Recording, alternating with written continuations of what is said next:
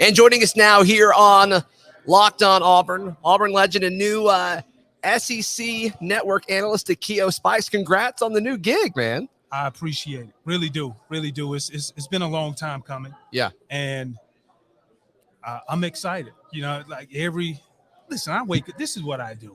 Right. I felt like I was born to be a football player and to be able to bring people together and be engaging as well. So that's what I plan on doing. And that's what I'm going to call it like I see it. Have bold predictions and let it work itself out. I love that. You like football just a little bit, huh? Just a little bit. Love it. So where are you with this Auburn team? Right. I mean, there's opinions all over the place. And, and talking to some of your colleagues now, they're actually higher on Auburn than a lot of other media outlets are. Where are you with this team? This year it's a new year. And I think what's important to realize is now it's time to really see Coach Harsin put his hands over the team and let it go. And I do think it's been a lot of, interference from a lot of people there.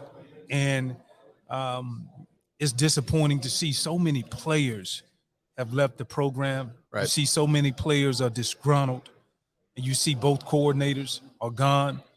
But the reality of it is, Coach Harsin is the coach. And I think in order for Auburn to see any success, I think we as Auburn people, we have to get behind him, give him a true chance, and just see what shakes out. What does that say to Takeo about the guys that did stay and the coaching staff that still is there? I think they see something bigger. Right. I think they believe in the vision of what Coach Harsin is preaching. And so, for me, that's the reason why out of all of the football seasons that I've been associated with, especially college, and having a vested interest about Auburn, this one means the most. Just because that was my main thing that I came in, which is a great question. What do I really think about the guys who stayed? Mm-hmm. I want to see the performance. I want to see, can we continue to get back on track and be that dominant team that we once were, and come in and not just shake up the SEC West, but really contend and be in a position to where we can play for an SEC championship. Right. Yeah, I mean, just looking at the key guys on this roster, Auburn got, and Bryan Harsin specifically, kind of got hit unfairly with, Auburn only getting one guy drafted in the NFL draft earlier this year. But so many guys came back because of what Harsin's doing. John Samuel Shanker is probably a guy that would have heard his name called. Derek Hall, who we'll hear from both those guys later this week. I mean, Colby Wooden. I mean, there's several guys on this roster where it's like, man, they didn't have to stay. No. But here they are. Yeah. And I, like you said, I think it speaks volumes. But this is the thing. Auburn is a special place. Yeah. It's a very special place.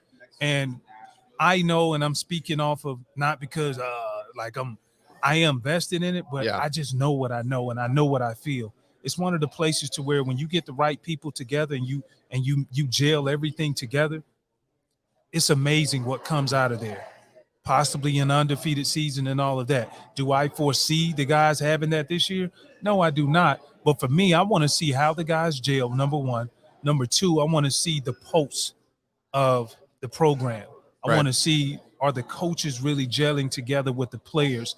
And from a game planning standpoint, can we go into a season, especially early, looking at the first 4 games, can we come out of there with some success and confidence, knowing like, hey, Auburn is back, and we've done some things that people thought that they could not do, and they're building off of it. Is that, you say first 4 games, do you really mean Penn State? I mean, that Penn State game is crucial, right? Penn State was crucial last year. And when I looked at that game, I felt like the Penn State game was that one game that if we could have won on the road, let me remind everybody, I think the trajectory of the season would have been totally different. Yeah. Now, I'm not saying, I guess I am saying that it kind of changed everything, because one thing I do know as a player, when you get a new coach in and you hear the consistency of, okay, we have to do this, we have to do it this way, great practice, do this, great practice.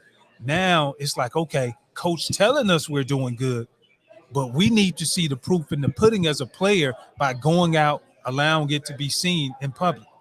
And I didn't think that happened on a consistent basis. And you look at the breakdowns we had defensively last year, especially I think one of the worst games that I really wanted to throw up is Mississippi State. That was tough. 28-3. That's I tough. hate losing against Mississippi State. Yeah. Hate it. But, that's what I'm looking forward to coming back to see. So you mentioned Penn State. Give us two other games that you think this team has circled on the schedule. I mean, Arkansas at home's a big one. A&M at home's a big one. The Mississippi schools on the road, obviously those are huge. I think for me, number one, it's one of the teams you said is Arkansas. Okay. When you look at Arkansas at home, that's going to be a big game because I love the program what Arkansas has been able to build. And I think just when you look at the program and you look at the amount of players that they have, I like the style of play that they bring. Okay. And so this, for me, will give Auburn a chance to really measure where they are and see whether or not can they say, we are still that program in the SEC West that regardless of who you are and what additions you may picked up in the portal, Auburn is still Auburn. Right.